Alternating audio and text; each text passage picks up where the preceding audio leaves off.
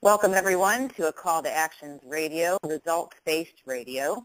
Today is March 1st, 2014. I, Kimberlee Schultz, Eugene Irvin, and Len Fitty will be speaking with our guest, David Bryson. Our subjects today will involve Evolve Fest, Archons, Illuminati conversation, transhumanism, artificial intelligence, and much more. I'd like to introduce you to David Bryson. Thank you for being with us today, David. Could you give us some background on how we even started this conversation today? Sure. Yeah, thank you for inviting me to be on the show. I really appreciate it. So I'd like to start with just giving a very brief kind of background, what's gotten me to this point now where I am running this awesome festival on the East Coast called Evolve Fest. Anybody can go and check it out online at evolvefest.com, and it's a music and yoga festival.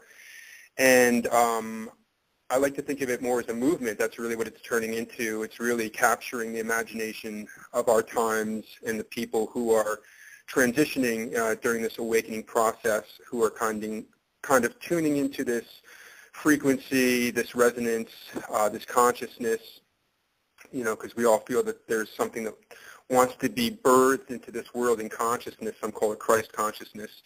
But this will be our 8th year doing Evolve Fest, and it really is turning into a movement. We have a Facebook page as well that is currently going to be shut down for 30 days. I just got banned from my own page yesterday. But it's a great site. We have we're connecting with about 4 million people around the world at any given time who are seeing the posts. We hit a high point last week of 250,000 people who are liking, sharing, or commenting on the posts, and we just hit 50,000 people in terms of the fans for the page. So that's great to see the growth. And what's really the most beautiful thing about it is the quality of the conversation and discourse that is going on there. It's very ideas-oriented, and people who care about ideas and our world and how, as enlightened people, we should best go about trying to be the change that we want to see. That kind of stuff constitutes most of the dialogue and conversation going on in the comments section under the posts there. So just kind of winding back a little bit, as a young guy, I always kind of had a spiritual bent. I was always interested in things related to philosophy, religion, spirituality. I would get lost in the New Age section of bookstores for like 8 hours at a clip. And I've always been an avid reader, and it's always been guided with the sense that at some point in my life, that as we all do, I would be playing and contributing in my own small way towards this great thing that we're moving towards. And I really see that beginning to, it's blossoming right now with all these world events, and there's so much more that we're moving into in the next few decades. But basically, I remember, Kimberlee, when we were speaking the other day, we were talking about 9/11, which I know was a wake-up call for so many of us. And I was telling you that my dad actually worked at Archon, which I think was on the 94th floor. Basically, one of the planes hit that level, and he was not there that day. His own mother passed away that day, so he was in a different office near Philadelphia. So by the luck of the draw, he was not in the Twin Towers that day, but because it was so close to home for me, I did a lot of, I was trying to read and get as much information as I could, and it became pretty apparent to me early on that, we were not getting the full story. And within the first few months, I was down at the county square in Newton, New Jersey, Sussex County, holding up signs to share information with people about how 9/11 was an inside job. And, it seems that a lot of people have come to that realization at this point. But at that time, I had a very deep political awakening. I had been somewhat familiar with conspiracy leading up to that time, right around the turn of the millennium. But it was after 9/11 that I really jumped into some conspiracy sites like rents.com and became really aware of what was happening on an international level with Rothschilds and Illuminati and bankers and that whole kind of arcane, dark world of occulted knowledge.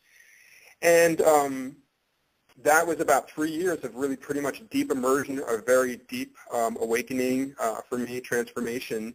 And it got to the point where I realized that, you know, this is a dark black hole that really never ends. You know, I remember Alan Watts is famous for a saying where he said, you know, once you get the message, hang up the phone. And I realized that, you know, if I really want to use my energy for the good and in the best and wisest way, I should now take this knowledge that I have and begin to, you know, be the change that I want to see and enjoin others to do the same as Gandhi did for us when he made that statement. And that was the time that I decided that I was going to start a music festival and invite people to come be a part of it, and that it would be something that was focused more on consciousness than just strictly music. And that's really the story behind the birth of Evolve Fest. And 8 years later, here we are, and we are, you know, pretty much the only transformational festival of this level on the East Coast. There's a bunch out on the West Coast.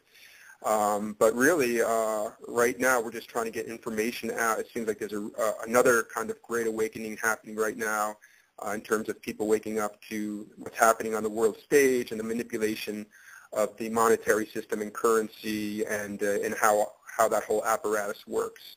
So that kind of brings us up to where I am right now. Thank you, David. So recently you had this conversation that attracted this conversation because of what you were doing. Obviously making a difference, and I love Be the Change. That's actually my, you know, that would be my personal favorite because being the change is being in action and not just talking about what we think we want to change, but we're actually being in the midst of it.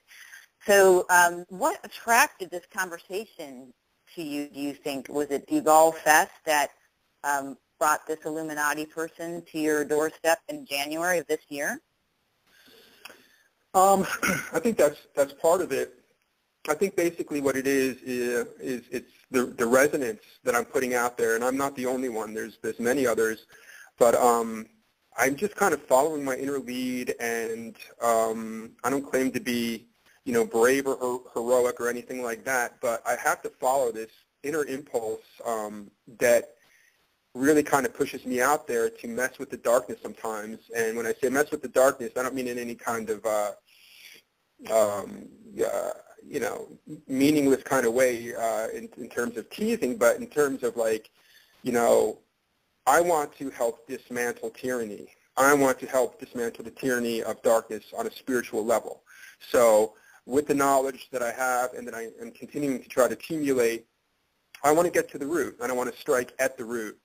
So that's what I mean by messing with darkness. And I feel like on a spiritual plane, on the one hand, I feel that people who are doing that kind of work have huge protection, massive protection from God, from angelic beings, from all sorts of sources of that vibration.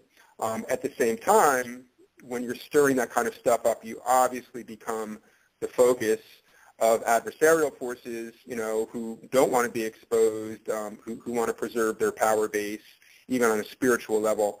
So I think that that's part of what attracted this conversation. And then on a more kind of a earthly plane, I think Evolve Fest probably attracted this person as well, who I first noticed commenting on some threads just as a kind of like a contributor, but had almost kind of this tone or affect of speech that struck me as a little bit unusual, that made me think, you know, this person is, you know, maybe from another country and they don't know the English language very well. But really what I came to kind of feel intuitively is that we were dealing with more of a kind of alien or inorganic intelligence or even archontic intelligence, as we go to speak about Archons later. And this person, I think, I forget our very first exchange. It was probably on a thread someplace.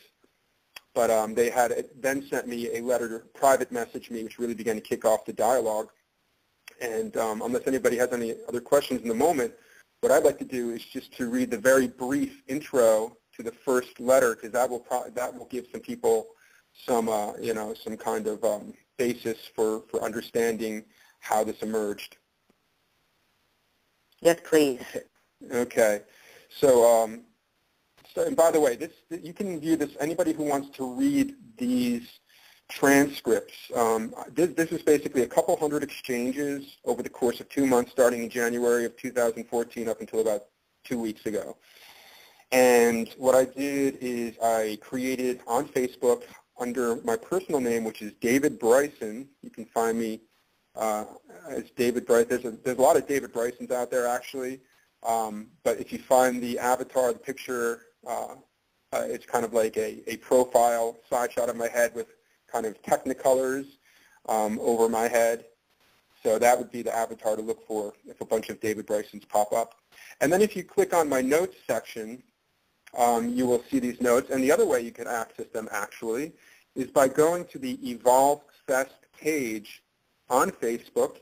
And I pinned to the very top of the page a post that has all the links to these transcripts, which ended up being 6 notes because there's a limit to the amount of words you can put in one note. So I'd like to share from the part 1 of my conversation with an Illuminati globalist transhumanist. It starts off by saying, "This is the transcript of a dialogue that was initiated by a member of the Illuminati with me in January 2014. I make no claims as to the authenticity of the information shared with me, but I present it to the world for informational purposes. For all I know, this could have been an elaborate hoax. It is healthy to always maintain a defense of plausible deniability, but my gut instinct, my truth center, tells me it may be something more. Some of the creepiest quotes from the conversation, quote, "Yes, we are the 666, understood as the human race's biggest fears because we are moving into the world. We are moving the world into transhuman. The new era is the mark in systems," unquote. Elsewhere, this individual said, "I am the Luciferian head consciousness orchestrating the NWO, or New World Order." And then a third quote. And by the way, this one is what was from one of our very last conversations where the tone of this individual entity escalated where they were typing in all caps. So I won't shout it, but if you can understand that what I'm reading to you is from all caps, you will understand this was kind of like this high energy that this person was communicating with. Quote, "No human will be allowed to walk this earth. From now to 2040, there is drastic changes. Many people are going to die. Accidents will be sped up. Natural disasters will be orchestrated to kill many. Medication for illness will be the poison to every human. Everything will be set up to kill humans. Genocide will be orchestrated for rapid deaths. The sifting genocide. Those that survive will be placed in our systems," unquote. And then back to my note. Keep in mind, this individual is a main player at the online transhumanism hub, the 2045 initiative, which you guys can find at 2045.com. And this person told me that she has regular meetings with the Russian founder of the 2045 initiative, Dmitry Itskov. And I'll leave it at that. That was the intro, and then it goes right into the dialogue. Thank you, David. We cover a lot of this in a call to actions in our timeline to truth about how it even begins with Berkeley creating complex systems and having a PowerPoint that talks about modeling in an artificial universe, and they begin complex systems 666. So we believe that this is some matrix, if you will, that is being through artificial intelligence is being guided by, what? I mean, it comes down to it. I feel it's a spiritual war, that this is a war for souls, and that through these Archons that they are trying to manipulate us to either consciously or unconsciously give up our souls by offering us these avatars and all this, they try to play it up like it's something cool, but to me, it's trickery. I mean, do you want to go into elaborating on that? Sure. Something that jumped out to me when you mentioned Berkeley and these studies on creating artificial universes. You can find on YouTube a videotape of James Holman, I think it was, who was the shooter, Colorado, right, the Batman Theater. I think it was James Holman. And he was a brilliant computer science genius who is actually working with somebody who's definitely DARPA level, high level, Berkeley, NASA, in computer science, and he was actually like a protege of this distinguished computer scientist, and they were working specifically on simulated reality matrix systems. So that's just kind of something that popped up if anybody wants to follow that out. But yeah, what appears to be happening. I'm sorry? I'm sorry, can I interject on that? It's James Holmes, actually.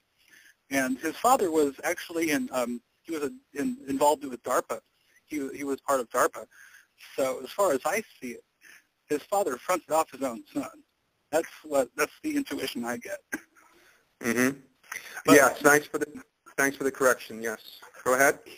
But anyway, that's all I wanted to say for now. Right. Now, another interesting point, too, in terms of his father, he had created software for the FICO scores that everybody gets for their credit score ratings, you know, that three-digit number by which, you know, the relative goodness of your credit is assessed. So you've got, like, these agencies like Equifax and Trans something, there's three main places. He actually created a algorithm that could help detect fraud in banking systems, and that's why you heard for a while that he was involved with this whole Libor scandal, which is a whole other, I mean, this whole thing is like an octopus, but the Libor scandal involves the London interchange banking rates whereby they adjust interest rates by which banks trade with one another. And basically, in a nutshell, what happened is they ripped off global investors around the world, common people's money, to the tune of $800 trillion. And supposedly, Holman was going to be called in to testify at the Libor hearings, which are totally secretive and still underway in Brooklyn, New York. And interestingly, the father of the Sandy Hook shooter, Peter Lanza, was also going to be called in to testify because he worked at Ernst & Young, which is an accounting firm in New York City. Adam's brother Ryan is also an accountant there, and you never hear this. Peter was a senior partner at Ernst & Young, and Ernst & Young was hired by the bank at the center of the Libor scandal back in 2011 to do the accounting, and they paid them $11 million. And my thought was that these guys essentially cooked the books, you know, to make these companies look solvent.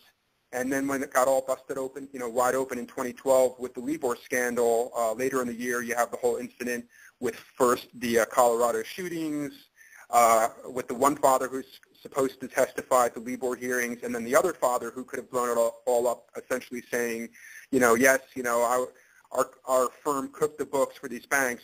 You know, his son was involved with the Sandy Hook frame-up, but that's all on the side. I mean, we could open this up in so many directions, but just wanted to bring that information out because nobody knows that Peter Lanza was a senior partner at Ernst & Young and did the accounting for the banks at the heart of the Libor scandal. So I just want to get that out there too. But back to these matrix realities. So there is a spiritual battle going on. There's no doubt in my mind. I'm an unapologetic theist. I've always had a resonant faith in God. I was not raised in a religious household. Did not go to church growing up. I did pursue my own spiritual path throughout life. But it's very clear to me that, you know, we live in a fractal reality, and there's definitely alternate dimensions. As above, so below is the first maxim of Hermetic wisdom, and there's a lot contained in that. And one of the things that we can draw is that whatever we see manifesting and precipitating on the physical plane is also happening on other planes as well. So even if we don't take, literally the biblical narrative of the rebellion and fall of Lucifer, we can still draw immense truth from the fact that it's mythopoetic and that it speaks in archetypes concerning realities and verities that certainly concern our human existence. So I think that we can lean on a lot of these great, world wisdom traditions / religions, and not castigate them simply because they have been co-opted in some cases by bad people with poor agendas. But there's a little, there's a grain of truth in all of these great traditions.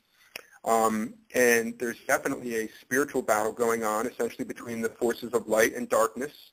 We live in a realm of duality, but at the same time, too, there's a oneness that pervades it all, so that we can literally, switch back between viewpoints, almost like when you look at a stereogram, that image, that two-dimensional picture, that if you relax your eyes, all of a sudden it pops into with a 3D depth. That would be similar to the effect of seeing unity, or moving into what is called the unitive vision, where you can see the interconnectedness of all things. But at the same time, we do live in a world where duality is our experience, and that's why it's important to take action and to put out calls to action for good people to to strive, to work, to labor together, to create brilliant strategies to overcome the agendas of people who are injurious to the planet and to other human beings. And it's not just people, it's also spiritual entities as well. Can you go into what exactly is an Archon, and how exactly do they work to manipulate humanity? Sure. So Archons, to make it real simple, are essentially like demons. In fact, wherever a religious tradition, whether it's Islam with the Jinn, D-J-I-N-N, or the Vedic tradition with their divas and devas, or the Judaic Christian tradition with demons or fallen angels, I think that these are all talking about the same kind of entities. And even more recently, in our generation, there are two noteworthy, credible historians and researchers who have come to the same conclusion. One is named John Keel, who actually just passed away a couple years back. You might be familiar with him through the book turned into a movie, The Mothman Prophecies.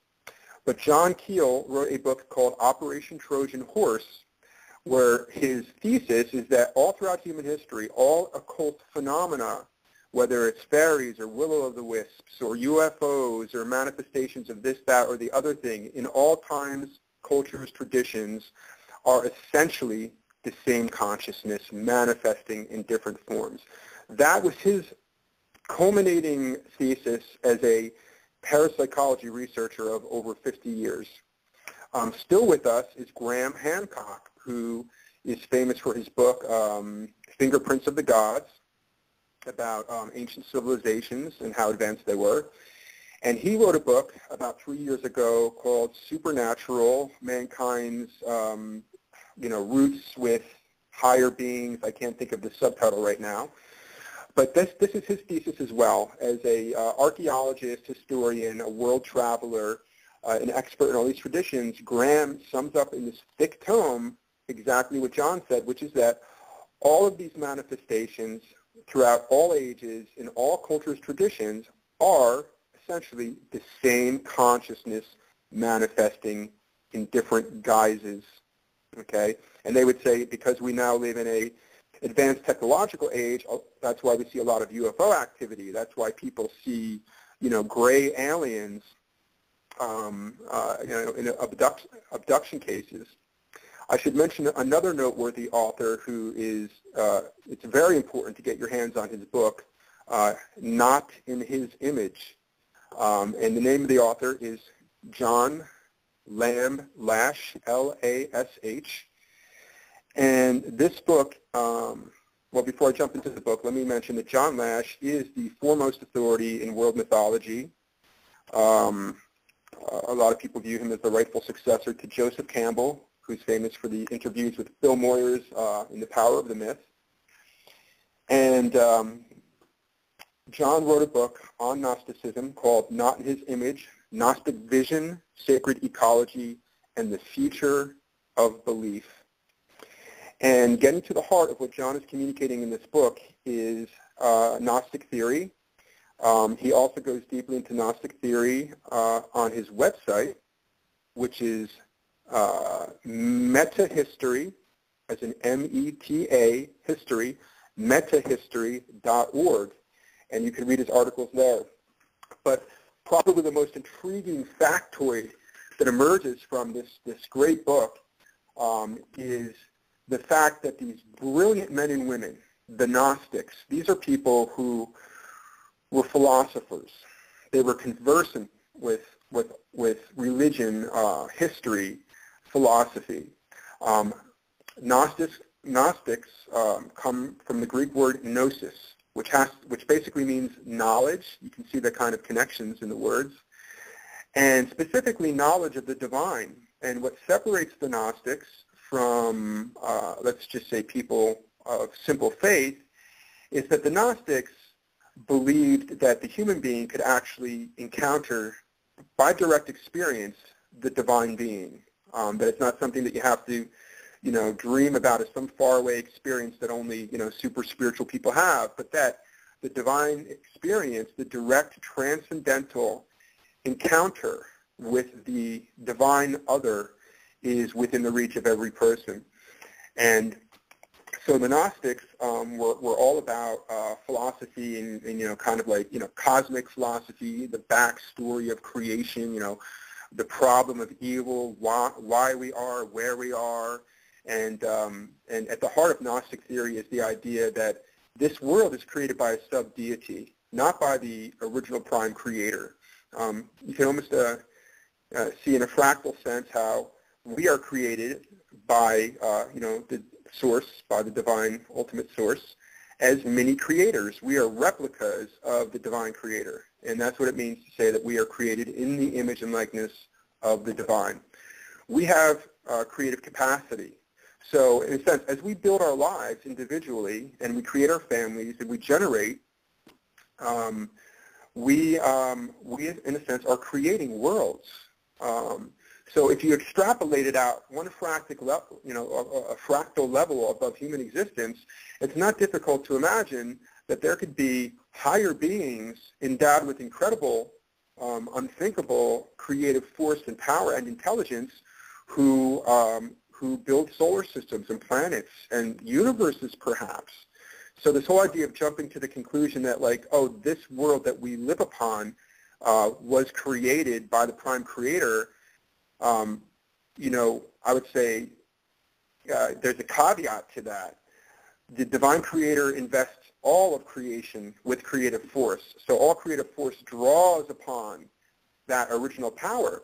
But the Gnostic theory says that a sub-deity, a lower being, actually created this planet, was given jurisdiction over it, and basically blundered. That's why we have the problems that we see in this world. That's why there's a threat of insanity that kind of runs through our experience. And that's why, it's so difficult to really come down with a solid explanation for the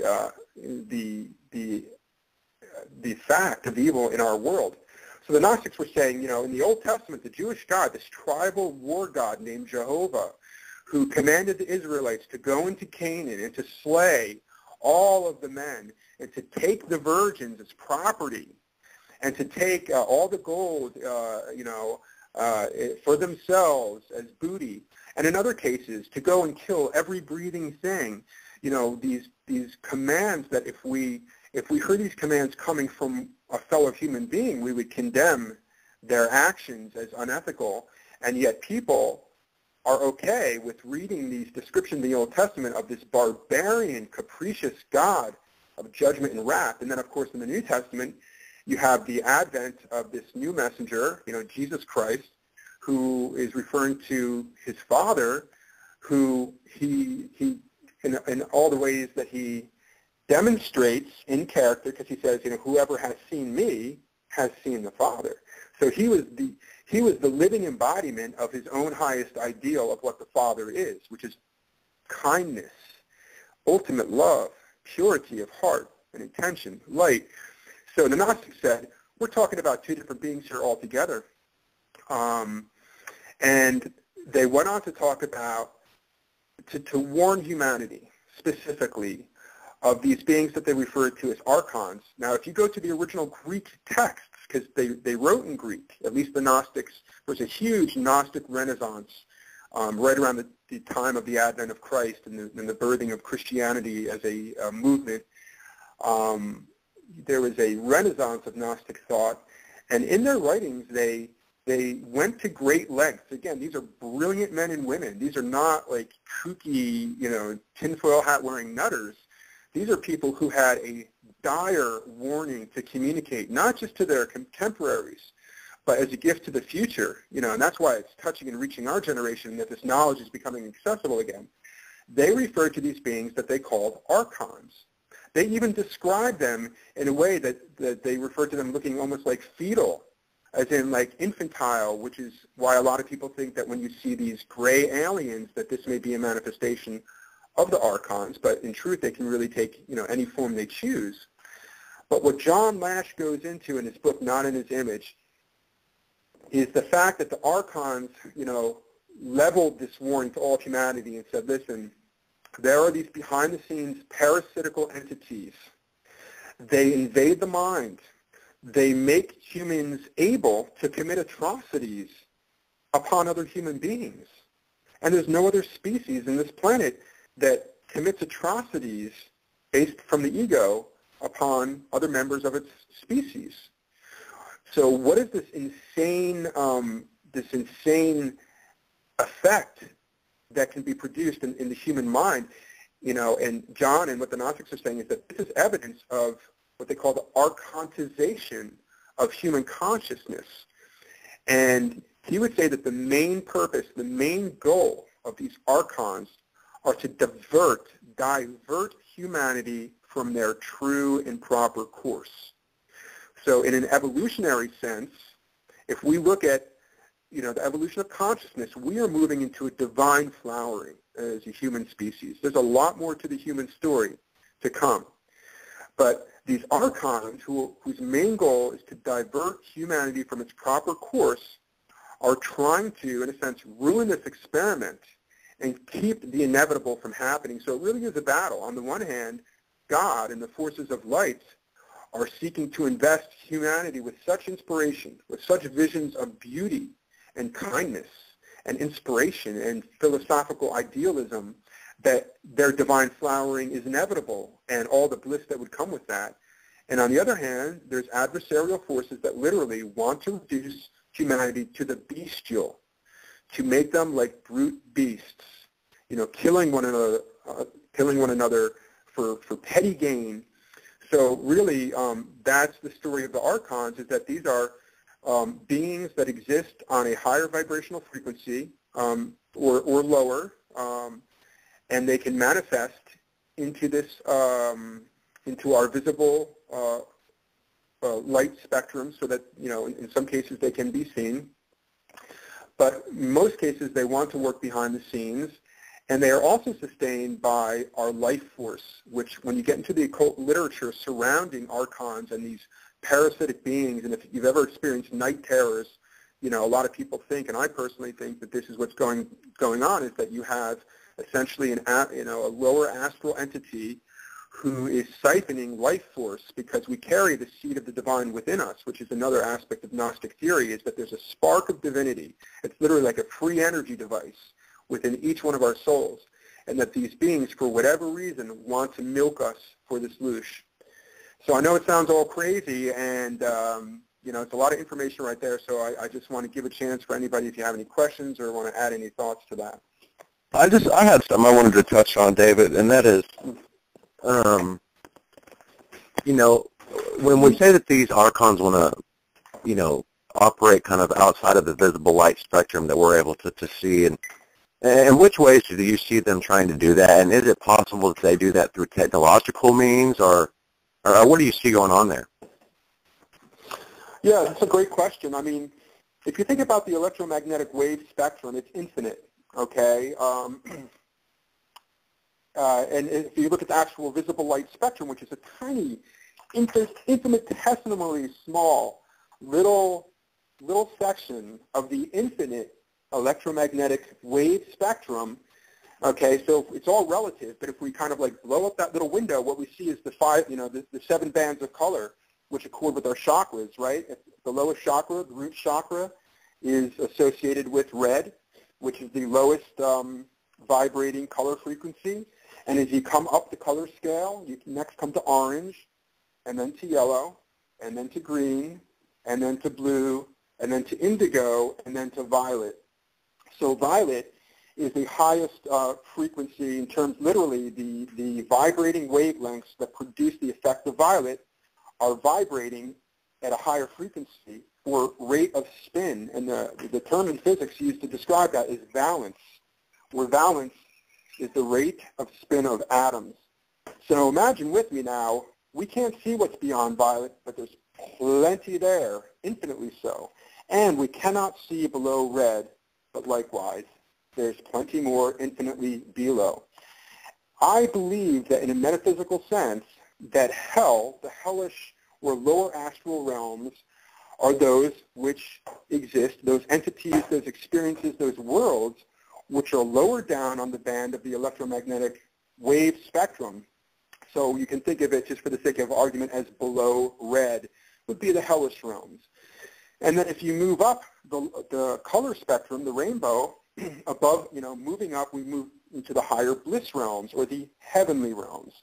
So up and above the violet, which we cannot see, we're moving infinitely up towards a higher frequency realm, which could also be described as the Buddha fields, or bliss realms, or even heaven.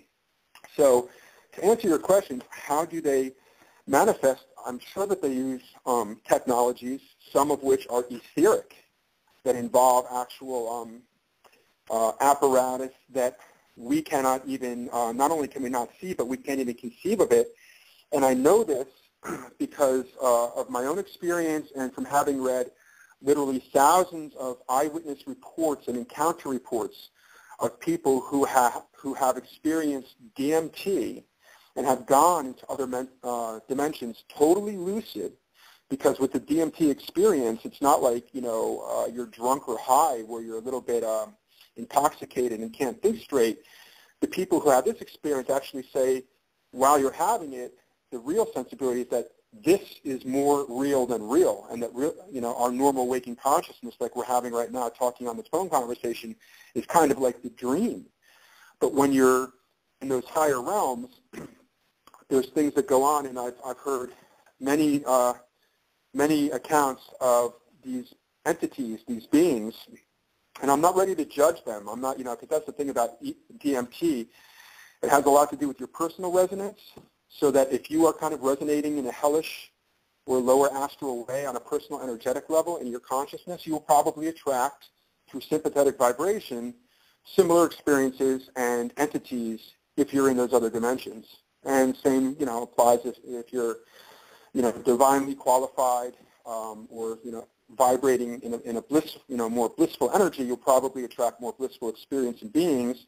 And this is in accord with I think it's chapter 17 in the Bhagavad Gita, the gem of Vedic wisdom, where it describes the angelic qualities and the demoniac qualities.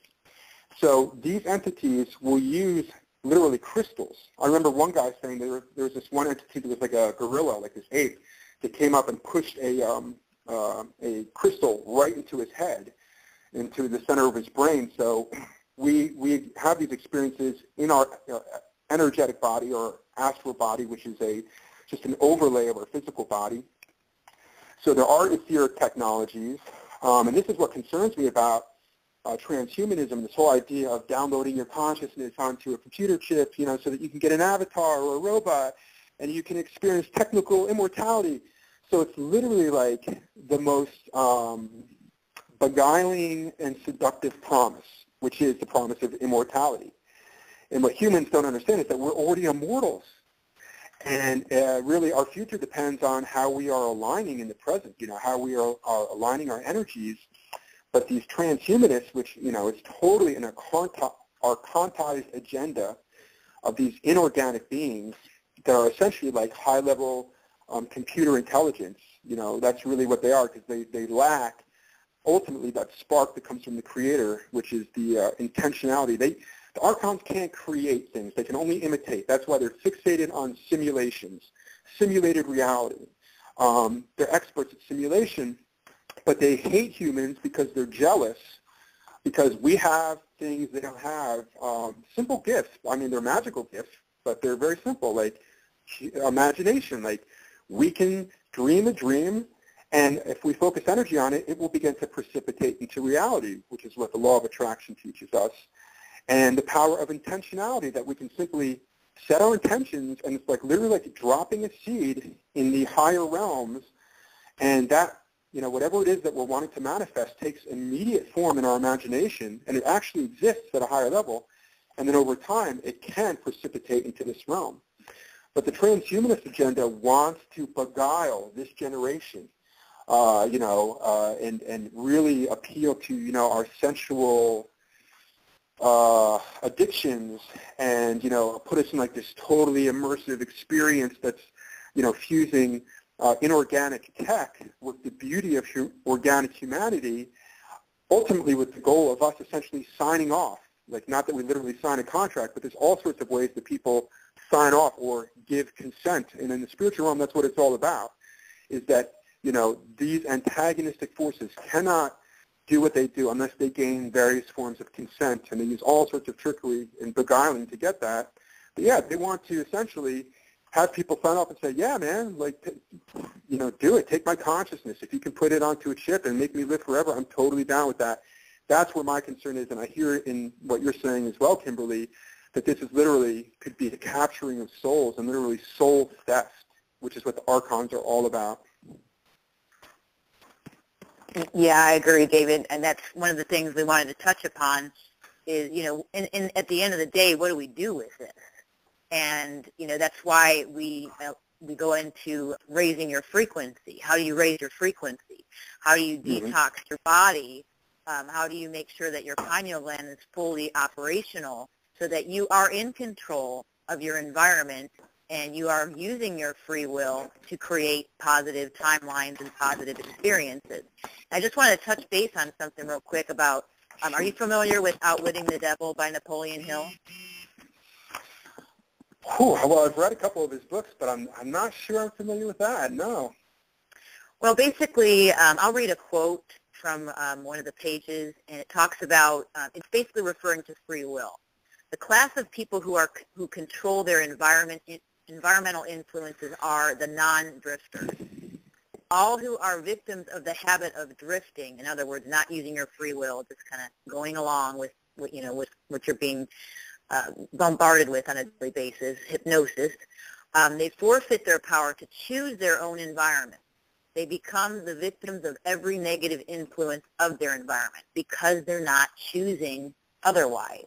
So it's like by default, if you're not, he refers to having a definite purpose.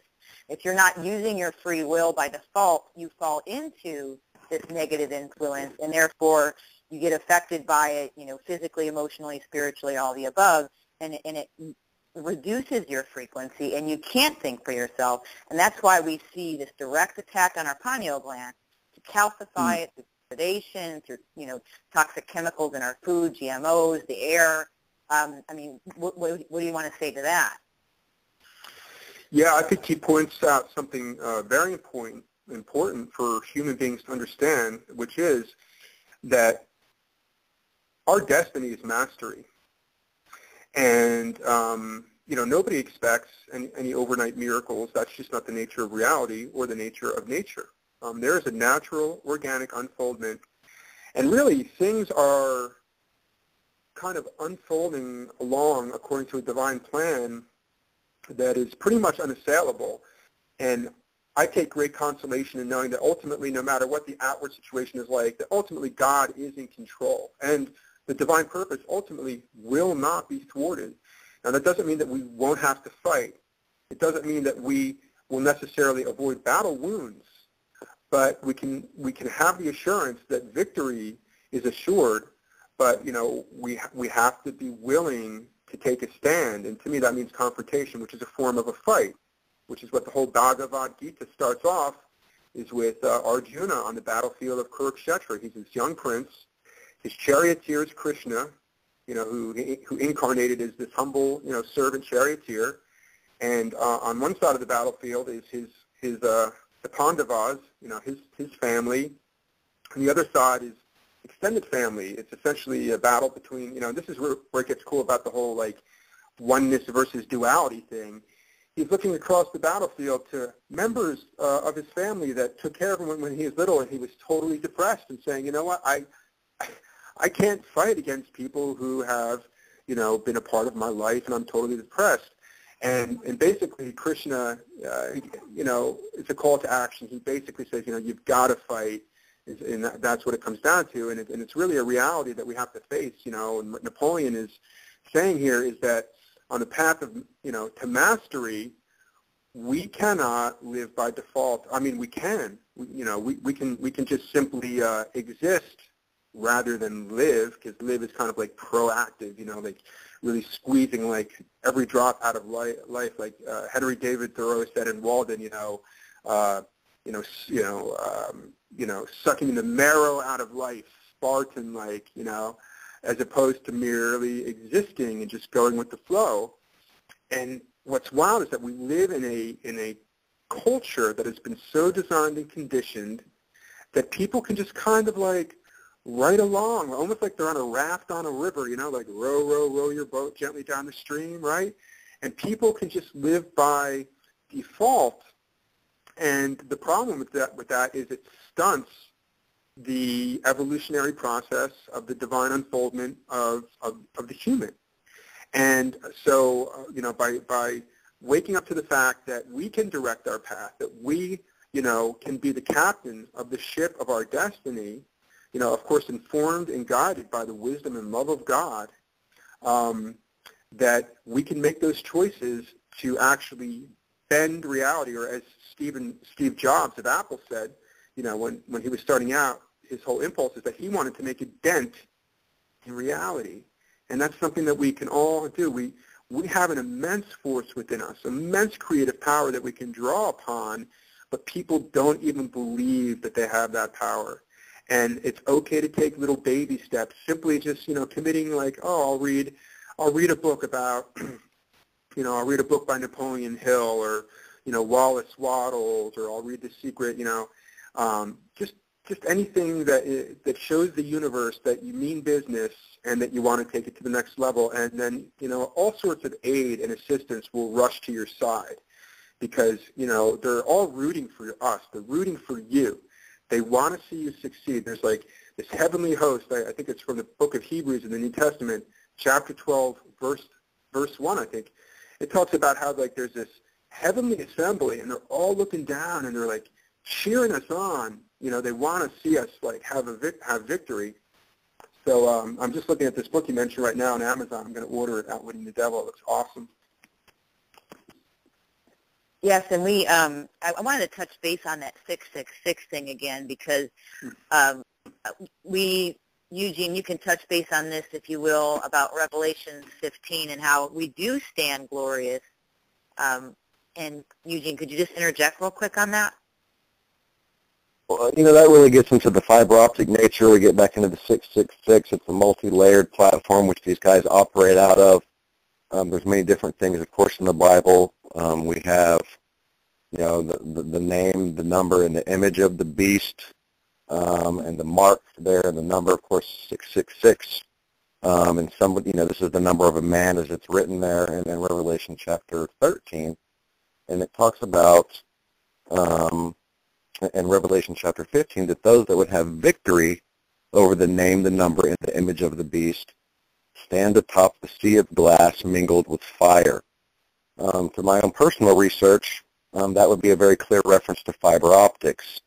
And when we go back, just to kind of back up and go into this document that we were referring to earlier out of the EECS department of UC Berkeley, I personally pulled this document in which you have a bunch of senior-ranking defense officials from DARPA and other university professors in which they're talking about gathering up a child from China, from the, quote, China connection. And, you know, this is a live email log that was created under an alias by a man named Edward Lee, who oversees the Electrical Engineering and Computer Sciences Division of UC Berkeley at Corey Hall. And, you know, it's really, you know, people who have a, you know, that really have that have an interest in biblical prophecy or any other types that have to do with the 666. I really feel like they should take a look at this, because when it starts to talk, you know, right before this encryption begins in this document, it says begin 666 complex systems prop 1. You really have to ask yourself, why are all these senior defense officials and these university professors using this ancient prophetic line from Scripture, which is associated with basically the devil, or 666. This is the mark of the beast. And so it seems to, you know, there's obviously an element of artificial intelligence incorporated into all of this, and this complex systems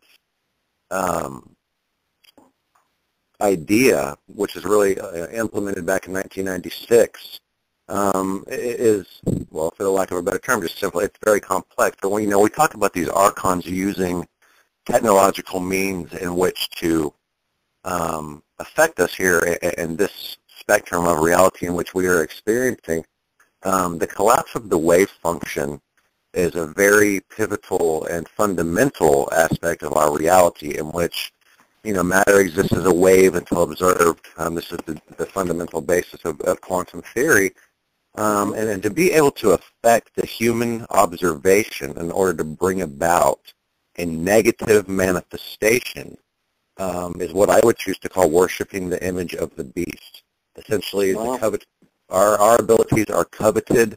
As we were going over before, the creative abilities that we have is something that is very powerful. That just the simple act of imagination has a manifestive quality in our environment. This is a given in our existence. We know this throughout history, and there's really no question about this. You know, just an old quote would be, you know, whatever the mind can believe, it can achieve. It really is kind of that simple, and these things do precipitate into reality, as you said, David. And to be able to actually affect that act of human observation is a very keen way in which these beings would seek to do that, to take over our reality by basically utilizing our own manifestive qualities. And to think that they're using a fiber optic network really makes a lot of sense, because when we do the research into fiber optics, it seems to have come from these gray beings. If we go back and really look at it, there's been such a jump in that type of technology, and it does interface with our human consciousness, and it is the sole conduit for all communications in this realm, at least of a physical nature. In the future, that will be the sole conduit, and it's a stated objective to be so by DARPA and all the rest. And so I'll just kind of leave it there for now. Interesting.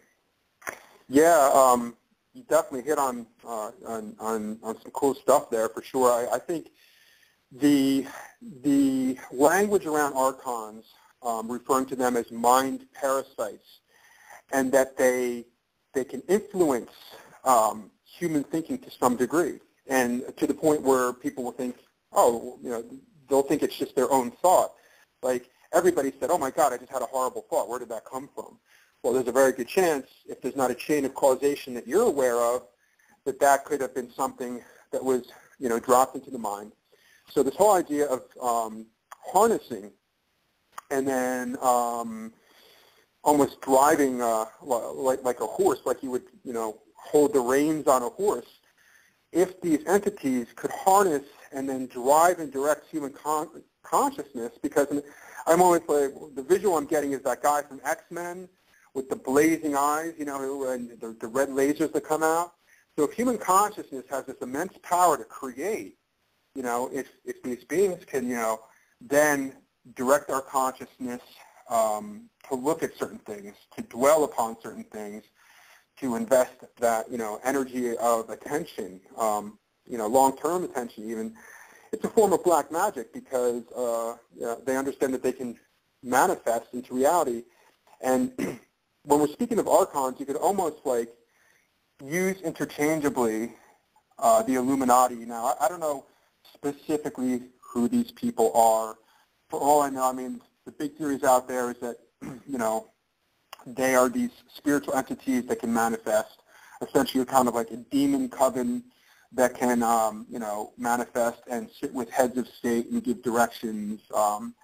Or they could be, human families, blue bloods, Rothschilds, who essentially are demon-possessed at this point. So the speculation, just like the mark of the beast, it can go on forever and ever. But what can we deduce about, the prime archetypes in reality that we know about this stuff? We know that there's some kind of black magic going on in this world. That there's sorcerers, there's sorcery going on, and just referring to what you were saying about directing human consciousness to manifest reality. And even if you look at the Book of Revelation, they could be literally using that because of its kind of popular acceptance as a playbook. So it may not even be so much as like what the fundamentalist Christians think in terms of like, well, God wrote the book and it's all prophecy, so it has to unfold this way. Well, who's to say that this is not an epic, work of, mythical poeticism with incredible archetypal power that has been co-opted by these black magicians who know that if they can get everybody thinking and expecting and desiring and wanting certain outcomes, that they can literally manifest into reality these outcomes.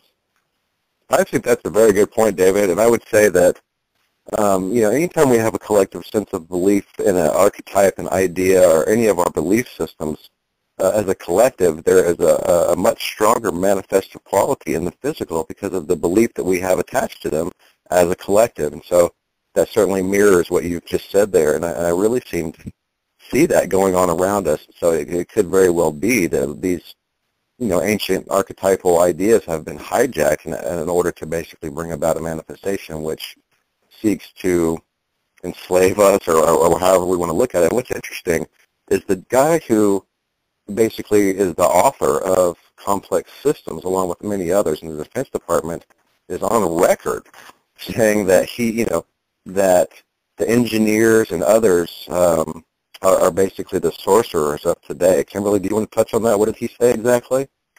Yeah, he said that the engineers are basically the wizards and witches of technology. Mm-hmm.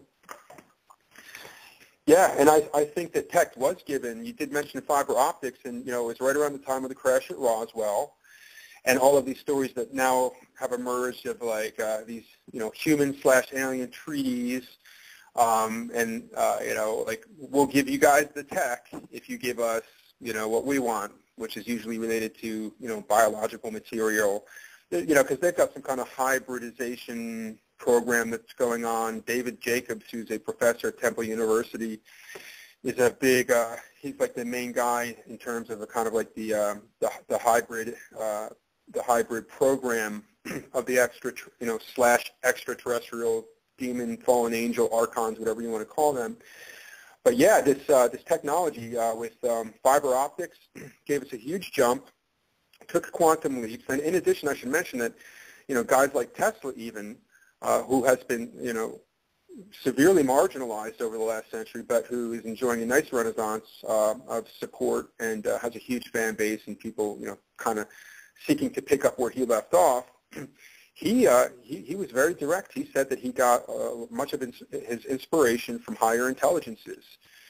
So there is this kind of like open line of communication, between worlds, and that information can be conveyed. We often get it divinely through the power of our intuition, which is like literally the voice of God in the soul. We get inspirations that are dropped into our awakened minds, and it comes to us like a bolt of lightning from a blue sky. We had no idea it was coming, and boom, it's here. But these beings are definitely have contracted with power-hungry humans to give advanced technology in exchange for the things that they want. So there's no doubt in my mind about that. And that they use our energy to do it. I wanted to touch base because we talked about it earlier about a quote from The Matrix where Morpheus is speaking to Neo, and he says, "What is the Matrix? Control. The Matrix is a computer-generated dream world built to keep us under control in order to change a human being into this," and he holds up a Duracell battery. So they do use our energy to try to create negative timelines by influencing our mind through technological, advancements, which we have been fighting. I shouldn't say fighting. We're looking to raise awareness around these cell towers. How these cell towers are they're on playgrounds. They're next to churches. What's going on in these areas? Highly, that's where all the thought is going on. And so they're grabbing the energy and then they're taking it to use it as control. I mean, do you want to touch on that a little bit, Eugene or Len? I'll talk on it real fast, and certainly Len too. A couple of people just tagged me, or actually I tagged a few people in a picture that I had up on Facebook here. And I have several, which basically shows the coupling of human consciousness with the wavelengths that are emanating out of these towers. And it's a two-way street. And, I would say that anything with a wavelength has a property of manifestation. It's a very fundamental aspect of the physical reality. And when we put intention on these wavelengths, there's a physical manifestation or ramification of that in the physical, which is observable and measurable.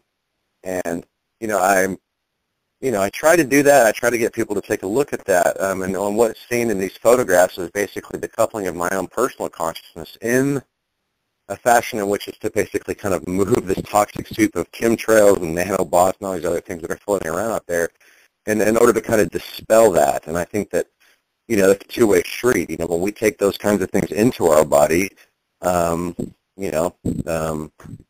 6:22, the eye of the lamp is the lamp of the eye is the, or what is it? The eye of the lamp is the body, and if thine eye be single, thy whole body be full of light. And it goes on to talk about how if the light is inside you is darkness, and thy whole body will be full of darkness. It's kind of that same principle. That's kind of the way in which I would look at it. But does that kind of answer your question, Kim? Or? Well, I'd like to interject here a little bit here. Those cell towers are being put there next to places where people congregate mostly to gather their energy through, I believe, what they call scuttlers, which are some kind of hyperspace module interface that you can only see if you look at them at the corner of your eye. You can't see them looking straight at them. You can only see them at the corner of your eye because the corner of your eye is at a different frequency. The corner of your eye modulates at like 40 hertz versus the straight line of sight part, which modulates at 24 hertz. Either way, this energy that's being gathered through these hyperspace modules is being used to feed these fourth density entities. But on top of that, there's energy being broadcasted out of these towers, which is between 800 megahertz to 1.2 gigahertz, and several tens of watts. And this is enough to affect people's brainwave patterns, their moods, and alter biological tissues, the way they grow on a cellular level.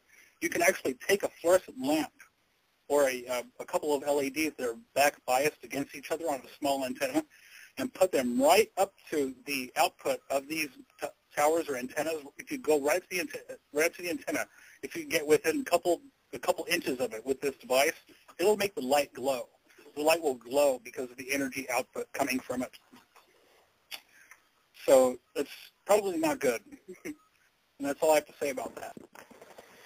Yeah, it seems like they're creating some kind of electrical technological gulag, okay? And I kind of jumped out of my seat before because as Kimberlee began to speak about the Matrix, the thought going through my mind is that at the heart of this whole agenda is that these entities, just like their master, the demiurge, the false creator God, who no longer has jurisdiction over this world, okay? Because Jesus himself said the prince of this world has been cast out.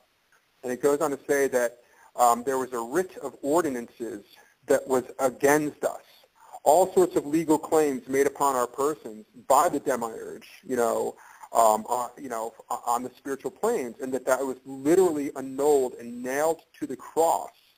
And so Jesus, the role of Jesus is very central to the removal of the authority of essentially the robber baron. If you can imagine this earth as a barony, and that this robber baron has been essentially deposed, and even exiled, but on his own recognizance. Now, of course, this entity is not going willingly, still trying to stake a claim in this investment here that this being thinks he has. But at the heart of this is that it's all about control. These entities are control freaks. You can see it in our legal system. When you begin to study, jurisprudence and monetary philosophy, you can see that, these big wheels of commerce and world industry, that there is, in the whole world of law, it's all about control.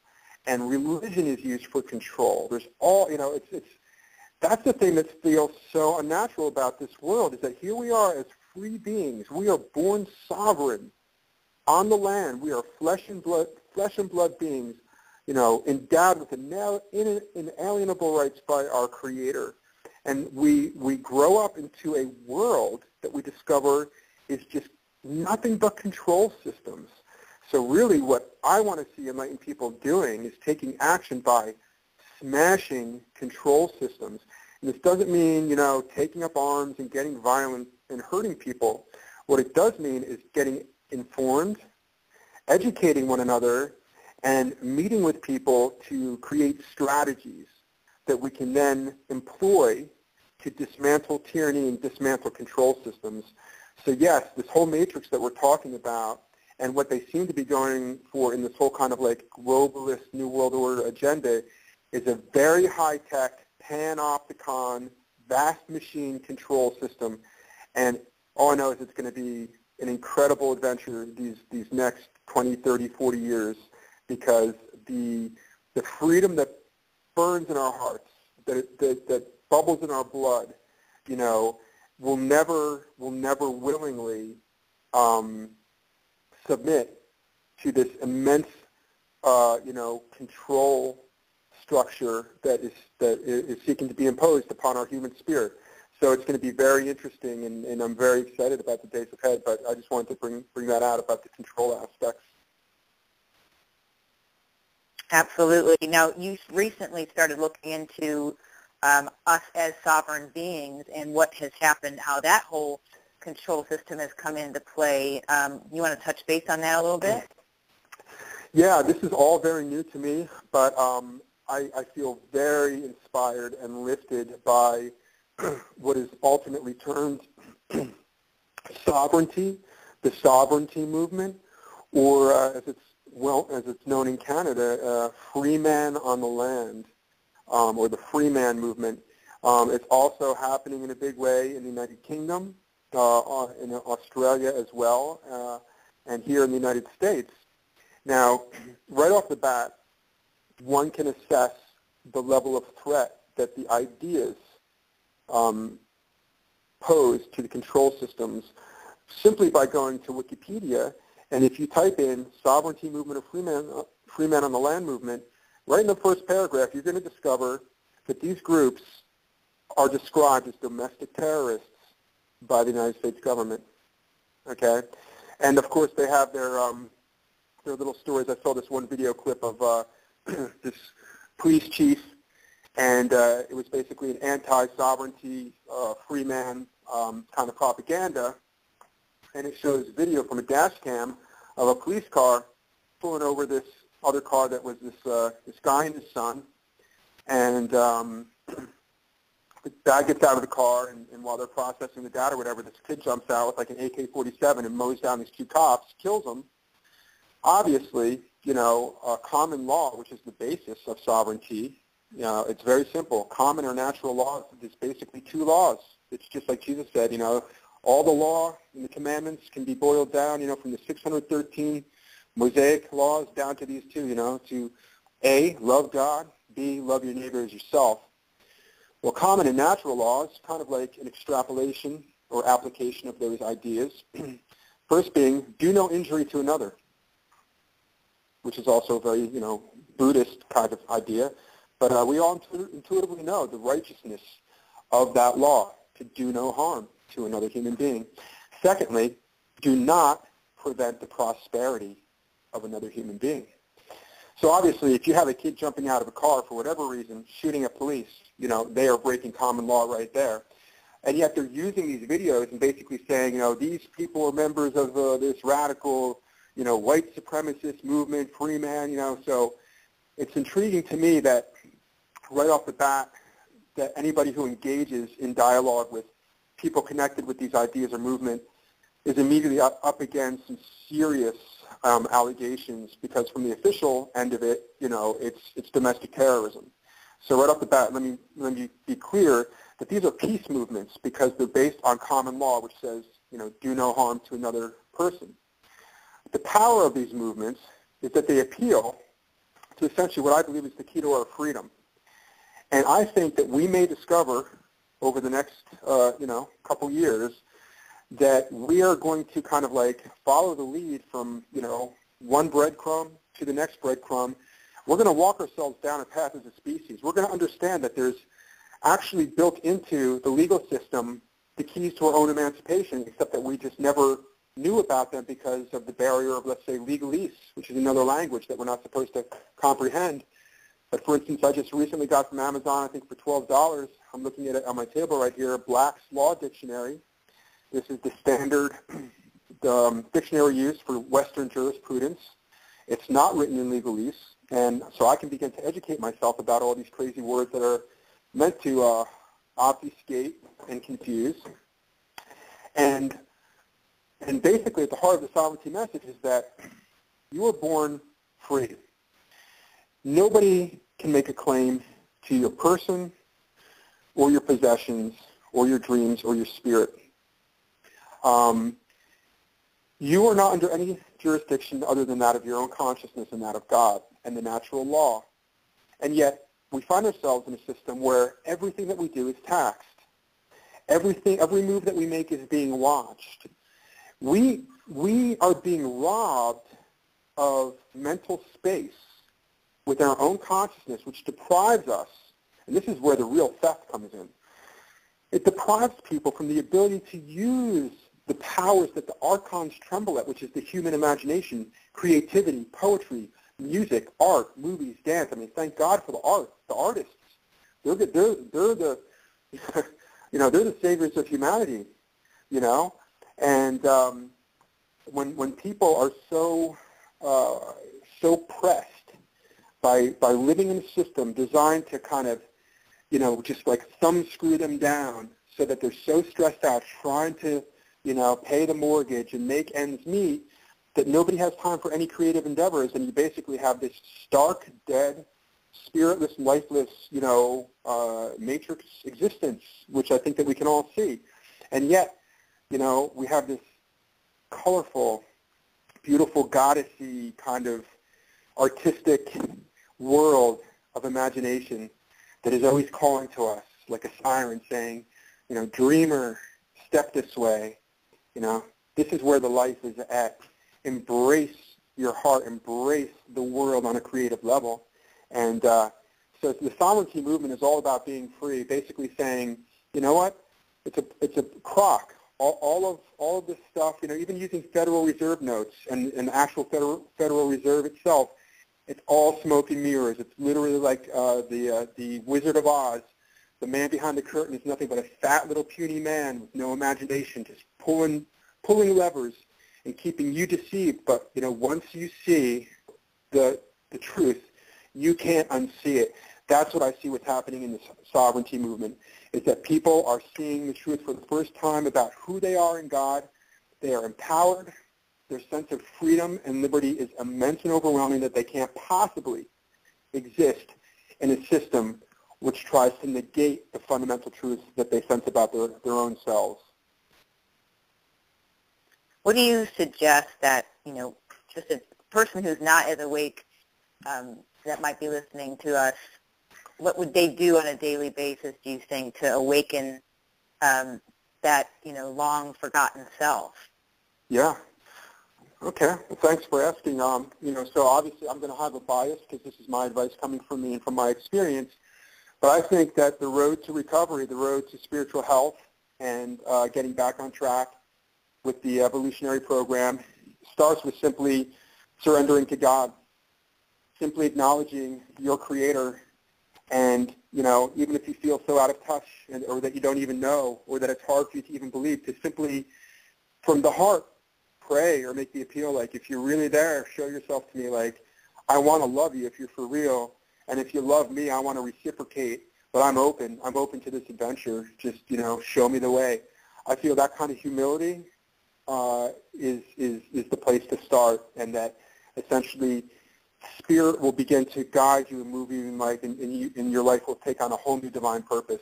Now, after making that, what I feel is the first fundamental step, which is surrendering to God, is to simply educate yourself, and to not only and while you're educating yourself, take a break from the books every now and then to pick up the guitar or sit down at the keyboard or with a blank tablet, and a pen to write some words or some lyrics or write a poem.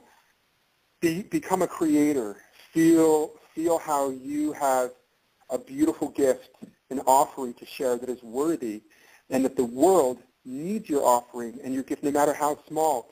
Even if nobody else even sees it, the fact that you have gone through that process of inspiration where you have tapped in to your inspirational source and that you have, conveyed something into material form, whether it's words on a page or a story or a movie, that you are, emulating the Creator, and that you are manifesting, like you're doing your own small part in your own small way of siphoning into this reality the healing balm of the higher realms.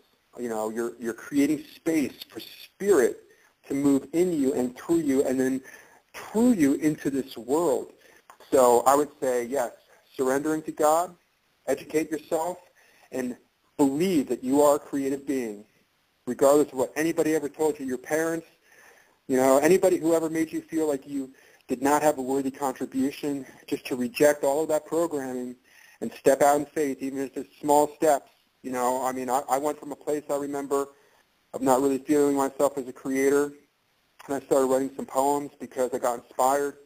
That got me back into playing my guitar, and then for a period of time, about a decade ago, for about 4 or 5 years, I wrote about 400 or 500 songs and put together a band and, played shows at, and then that got me involved with, I ended up hosting an open mic that became the most well-attended and popular open mic in northern New Jersey every Friday night at the Gristmill Cafe, and then from there, got into the festival thing, and it's just been unfolding for me, and that can happen for anybody, We're all creators.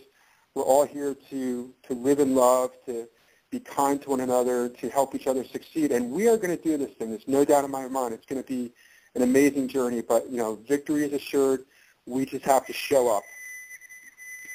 I wholeheartedly agree, and I feel God just smiling, real big smile right now, because I just want to share, my personal experience with, I shared with you, David, was back at after 9/11, and I was doing a personal inventory and kind of, I had nothing but everything to be grateful for.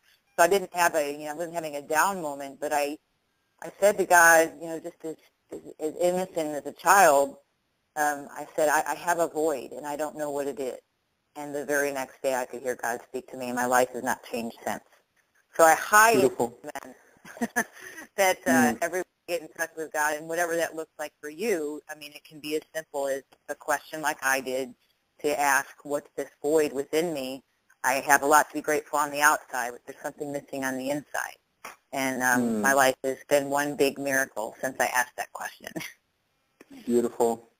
Yeah, I want everybody to have that experience, because it's so real. It's like you don't have to make it up, because it is really real, and you get to a point where you understand that God is the basis of all reality. It's like the most fundamental fact of existence is that God is and that's an amazing journey to get to that consciousness where it becomes kind of like your ultimate intention of heart, and everything that you do springs from this assumption that everything is divine. Everything is divine. And the final thing I wanted to mention about that I should have mentioned before, besides surrendering to God, educating yourself, becoming creatively involved, creatively engaged, but of course, very importantly, is to find the others like we're doing here. Find the others and spend time together. If at all possible, show up in person, have potlucks, invite your neighbors, just be together, just be warm, play drums, make music, laugh, watch a movie together, but just bring people together, because you know what? When 2 or 3 people are gathered together with a good intention or a good purpose, magic happens, spirit shows up.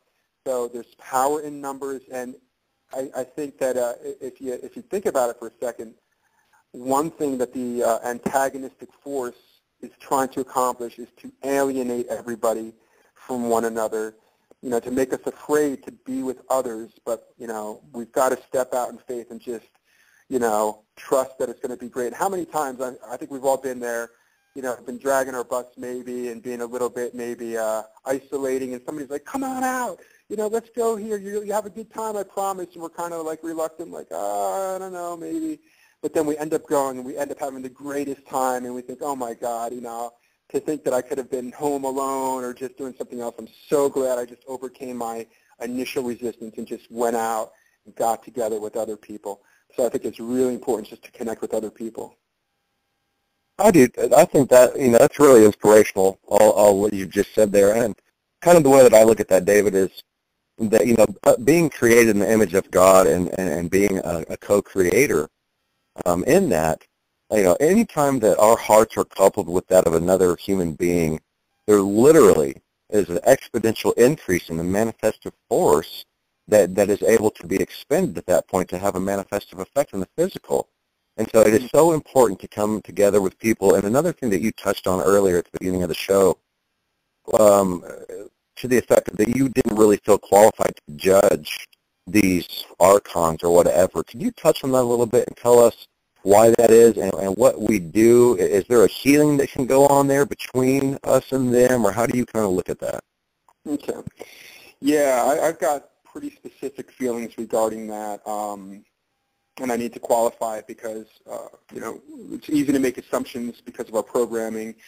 Jesus said, for instance, do not judge lest you be judged. Now, New Agers run with this in the opposite direction to an extreme, to the point where they think that if something really terrible is happening or somebody's about to do something, you really shouldn't intervene because that's you're judging them. Obviously, that's not reality. That is an aberration. So, what's really involved here, especially when we're dealing with what might be termed evil entities, not that you or I are saying that anybody or anything is truly evil. I like to use words like antagonistic, antagonistic forces, something that's going kind of like against the flow of the divine intention. So whatever labels you want to ascribe, I think really at the heart of it is to never make it personal, never become personally invested. I think outrage is an appropriate emotion. I distinguish it specifically from hate because we are all outraged when we hear of a great injustice, and it gives us the strength to rise up and set things right. But we don't have to feel hatred, even towards the person or the entity that did it. I mean, hatred is disempowering. It's literally we're giving our energy away, essentially to Archons, and they will gather it's like a shark feeding frenzy whenever they can juice up human emotions in a negative sense. It just is a total feeding frenzy for them. So even dealing with Archons, as you're asking, how do we judge these beings? Ultimately, I think it's really an amazing thing to be able to replicate God's grace towards us, which is that, God's dealing with some serious problems, on a cosmic level. I mean, basically, God has been misrepresented by a faction who persuasively was able to gain the attention and following of a certain segment of the cosmic population and planted a seed of doubt and was convincing. So and at a certain level, it's about defamation of character. So there's this grand kind of drama I'm playing on planet Earth. That's why I feel like, it's kind of like a central stage, and so much is unfolding here of a resolution.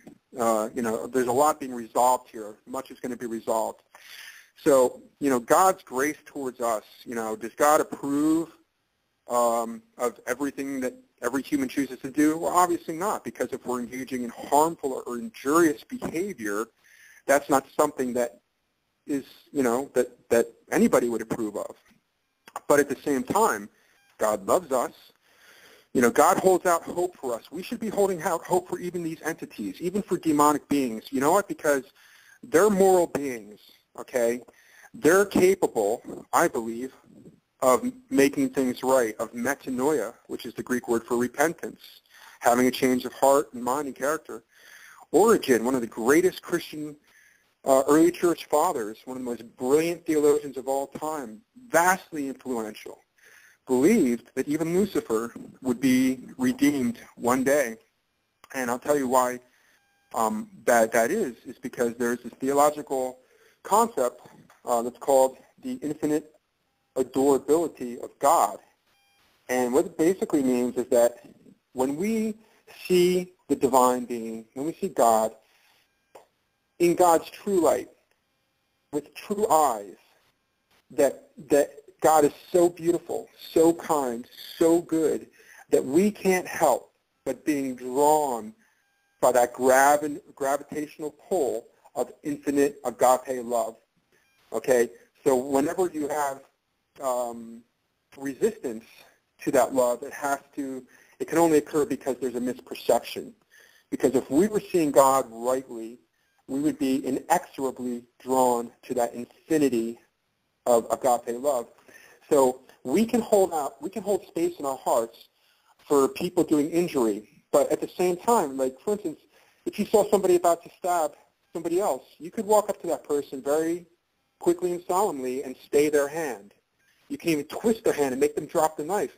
But you don't have to be hating them. You don't have to be personally outraged. You're just preventing an injury. You're taking action to neutralize harm. So that's what I feel like in this whole spiritual battle that we have. We are taking action to neutralize harm. We're doing it in almost in an impersonal way, which means that we're not personally invested in the outcome. We are simply fulfilling our duty, which is a big message in the Bhagavad Gita, which is, talks about just fulfill your duty. Don't concern yourself with the fruits or the outcome of what you're doing. Just do what you're supposed to do, that your conscience is telling you to do when you're called upon to do it, and everything will flow really nicely, if we do that. So that's what I would advise really in dealing with this heavy kind of information and these entities and some real dark forces that are out there. We've got a lot of work to do. We're up against incredible challenges that we can and will overcome. It's going to take a lot of work, a lot of love, and a lot of good strategy as we work together. But we could do it all in a spirit of love and openness to forgiveness. But at the same time, that does not mean that we're going to be wimpy or that we're going to stand down. It doesn't mean that we're not going to put ourselves in harm's way if called upon to do so in order to minimize injury. So that's kind of how I feel about the attitude that we should have towards Archons and evil people in general, which is that we love them because we know what they potentially could be, and right now they're functioning in ignorance, and yes, we will do everything in our power to prevent them from causing injury in their ignorance, but with the knowledge that they can experience repentance just like we can. And I call that forgive them for they know or know not what they do. Right. And I think Wow. forgiveness and love is those two most powerful energies that we can operate from. Yeah, absolutely. I just wanted to check in on time just to see how much time we did have left together. Did you have something else you wanted to touch on, David? Yeah, there was actually. Yes, as please. Please. Okay, great. So yeah, just before the phone call, I was taking a shower, and this kind of like just jumped into my mind and had a sense that it was important to share. And there's a philosophical concept called solipsism, which basically the idea is that everything that you see is a manifestation of yourself, and that any other entities are just kind of like ephemeral projections of yourself. What we see when you study like sociopathy, sociopaths, even psychopaths, you will find in a lot of cases that they don't believe that the people that they're hurting are even real on a certain level. They cannot distinguish between the distinction between themselves and others, and they therefore cannot acknowledge the worth and the value of others. They feel that the whole world is their playground, and whether they're hurting somebody or not, none of it's really real, so it doesn't really matter. Now, this ties into Gnosticism, the fall of Lucifer, and the New Age movement, which I just want to try to bring together in the next minute or two, as briefly and concisely as I can. Gnostic theory talks about the demiurge, which is the god of this world, the creator of this world, who basically, in his blindness, one of the names that they have for him is Samael, which means the blind one, or Yaldabaoth is another name. And the demiurge basically saw this world, this solar system, and assumed that he created it and could not see anything higher than himself. Therefore, he was blind to the possibility of a creator above himself. So he just assumed, I'm the creator of this. Nobody else made this. I made this because I see it, and I can't conceive of anything higher than myself. So with that in mind, I remember from the book of Isaiah, I think it is, or is it Jeremiah, where you have the king of Tyre making these proclamations, which many have ascribed as to basically being, another mythopoetic narrative or archetypal description of the rebellion of Lucifer, where he says, I will ascend to the mountains of heaven. I will be like the Most High. It's this, lack of recognition for proper relations. The Indians talk about all my relations. That's acknowledging that you have relations and that there's not a hierarchy so much of power, but just, understanding that, you're not, it's not all about you, It's not all about us. It's not all about you, demiurge. It's not all about you, Yaldabaoth. And so the problem is that when you basically look at the world as a projection of your own consciousness, and there's some truth to this, but it's always, again, there's a balance, because if you go to the extreme, you have essentially in the New Age movement this solipsism that basically does not want to look at the shadow, the reflection of the shadow in the world. In fact, you have some, a lot of New Age teachers and thought out there that basically say, don't invest any of your consciousness or attention on anything negative. Like if you see suffering in the world, if you focus on that, you are just energizing that suffering. Focus on doing positive things. Now, I believe that that's halfway good advice. I think it's important to focus on positive things. But, we should have the sophistication and the articulation and the intelligence to be able to navigate life's choppy waters in less simplistic terms, and being able to say, when I'm with my family, my loved ones, it's all about the family love kind of a thing. But, when I'm not with them and I'm doing other things, I can, put on a different hat, switch into another mode.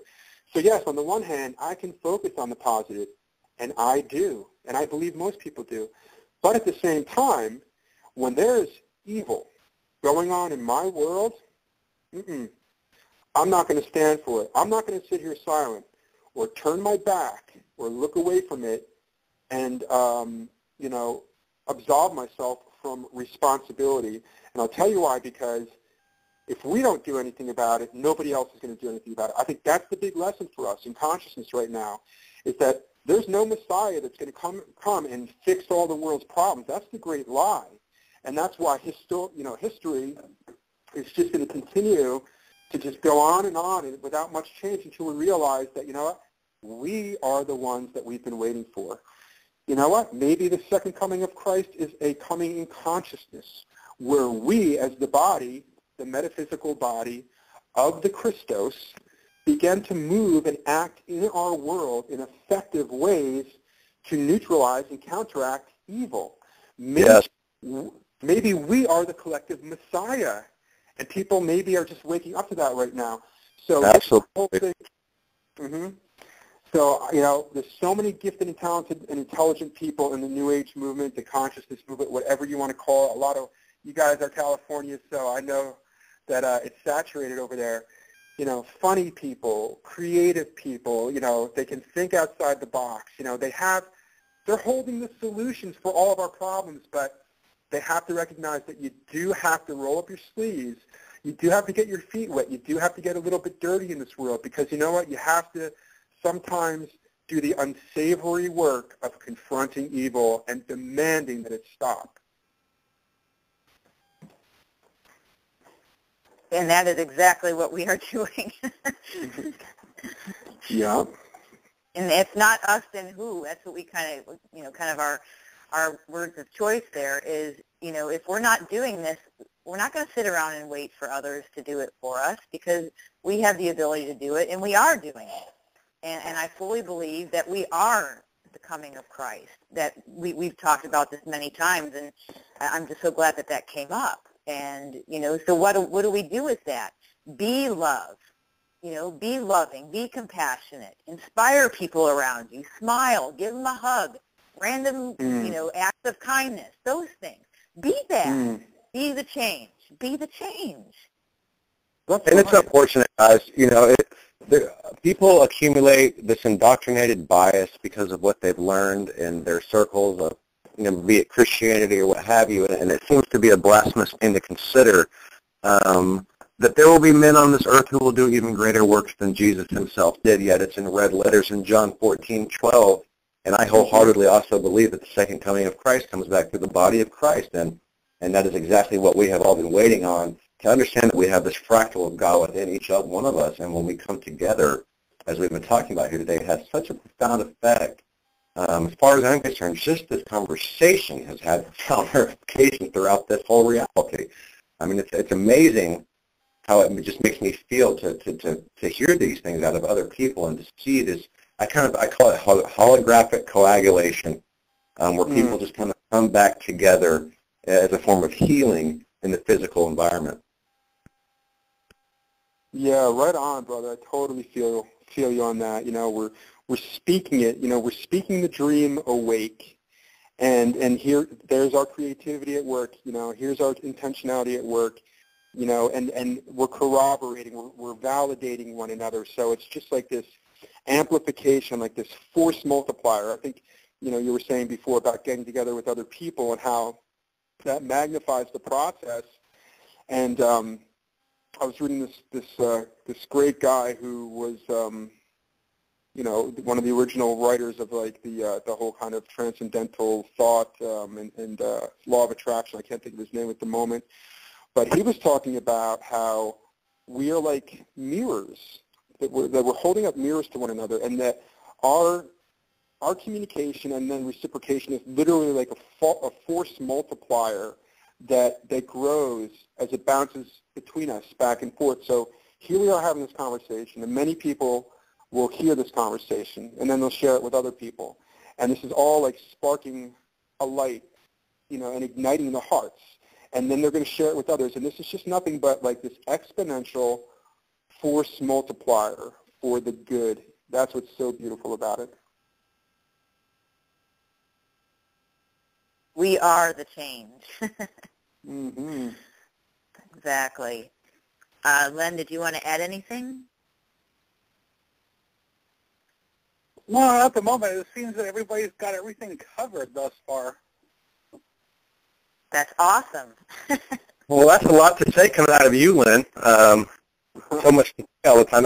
That's nice to hear that we've covered all of that stuff. I feel the same way. I really do. It's a great show and great conversation. I'm really happy to, you know, just to kind of put this show in context for people. Yesterday, David, a post from Evolve Fest popped up in my feed. I began to read that. I forwarded that to Kimberlee. I said, man, let's get this guy on air and talk to him about what's going on. And, you know, I feel like there's much more collaboration for us in the future here. I would really like to continue to work with you. I'm really interested in the Evolve Fest and what that's all about. And perhaps would like to be there. Is that actually an event, and where is that going to be? Yeah, it's a 4-day festival, music and yoga festival. It happens over Labor Day weekend, same time as Burning Man. So if Burning Man is not your cup of tea, you can come out to Pennsylvania. We do it at this place called Fellowship Farm, which is actually the place where Martin Luther King had his ethical conversion to nonviolent resistance when he heard a friend, a seminarian friend who had just gotten back from meeting in India with Mahatma Gandhi. And he came back, and of course, you know, Martin Luther King was involved with the civil rights movement and was still kind of on the fence about, you know, is there ever a time that you, like, swing fists if it comes down to it? And he heard his friend share Gandhi's message, and he realized, you know, he said, you know what, this is the way forward. This will, you know, this will enable us to always have the moral high ground, and, you know, the rest is history. So that's the claim to fame of Fellowship Farm, which is 45 minutes north of Philadelphia. And it happens over Labor Day weekend, which this year is August 29th through September 1st. It's Friday through Monday, Monday being the holiday of Labor Day. And we have tons of great bands, lots of kirtan chanting, yoga music, tons of workshops, guest speakers, lots of yoga instruction going on.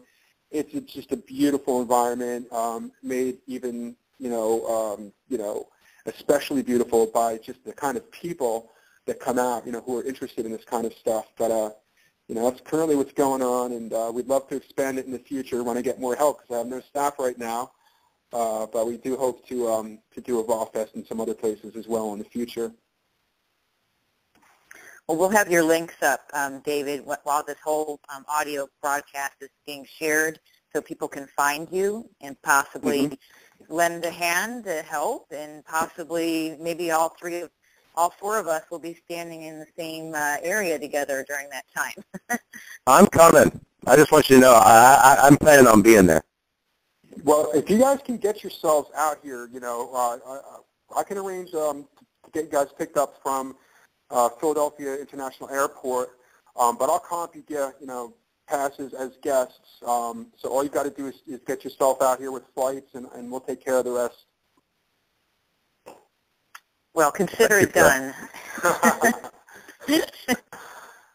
Awesome, and you could even set up a little, you know, a pop-up and a table, and share information about your vision and your work and efforts, and get that information out to our festival goers.